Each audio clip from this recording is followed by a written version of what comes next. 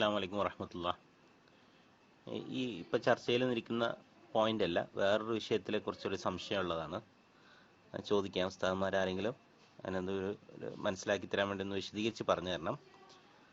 ഒരു കാര്യം എന്താണെന്ന് വെച്ചാൽ, മലബാർ ഏരിയയിൽ പല ഭാഗത്തും നിക്കാഹ് കഴിഞ്ഞ് കൂട്ടിക്കൊണ്ടുപോകാതെ വെയിറ്റ് ചെയ്യാറുണ്ട്.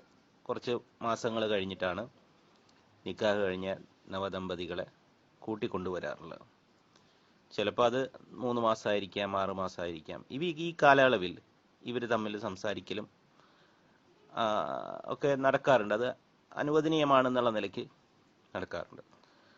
പക്ഷേ അത് വീട്ടിൽ കൂടാതെ ഇവർ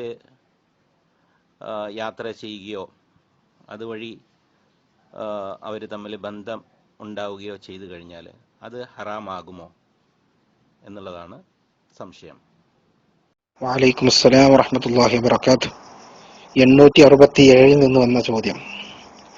നിക്കാഹ് കഴിഞ്ഞാൽ അവർ തമ്മിൽ ഒരുമിച്ച് യാത്ര ചെയ്യുന്നതിനും കാണുന്നത് കൊണ്ടോ സംസാരിക്കുന്നത് കൊണ്ടോ എന്നല്ല, അവർ തമ്മിൽ ഇണചേരുന്നത് കൊണ്ടോ ഒന്നും ഒരു കുഴപ്പവുമില്ല, എല്ലാം അനുവദനീയമാണ്. നിക്കാഹോടുകൂടി അവർ ഭാര്യ ഭർത്താക്കന്മാരായി കഴിഞ്ഞു. പിന്നെ അവർ കൂട്ടിക്കൊണ്ടുപോകുക, അതിന്റെ പാർട്ടി നടത്തുക, അതൊക്കെ മറ്റു വശങ്ങള്. നിക്കാഹോടുകൂടി അവർ ഭാര്യ ഭർത്താക്കന്മാരായി കഴിഞ്ഞു.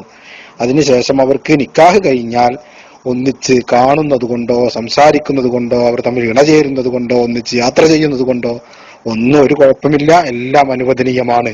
അവർ ഭാര്യ ഭർത്താക്കന്മാരായി നിക്കാഹോടുകൂടി. മറിച്ച് ചില ഭാഗങ്ങളിലൊക്കെ നിക്കാഹിന് മുമ്പ്, നിക്കാഹ് കഴിക്കാതെ തന്നെ വള ഇട്ട് കൊടുക്കുക, അല്ലെങ്കിൽ മിഠായി കൊടുക്കുക, അല്ലെങ്കിൽ പറഞ്ഞു വെക്കുക എന്നിവ ചെയ്ത് നിക്കാഹിന്റെ മുമ്പ് പിന്നെ അവരൊന്നിച്ച് സംസാരിക്കുന്നതും കാണുന്നതും സംസാരിക്കുന്നതും അവരൊന്നിച്ച് യാത്ര ചെയ്യുന്നതുമായ രീതികൾ, അത് തീർത്തും നിഷിദ്ധമാണ്, ഹറാമാണ്. നിക്കാഹോടുകൂടി അവർക്ക് എല്ലാം അനുവദനീയമായി. നിക്കാഹോടുകൂടി അവർ ഭാര്യ ഭർത്താക്കന്മാരായി കഴിഞ്ഞു. അതുകൊണ്ട് അവർക്ക് ഒന്നിച്ച് യാത്ര ചെയ്യാനും ഒന്നിച്ച് ഇണചേരുന്നതിനും ഒന്നിനും ഒരു കുഴപ്പവുമില്ല, എല്ലാം അനുവദനീയമാണ് എന്ന് 867 ഉത്തരമായി പറയുന്നു.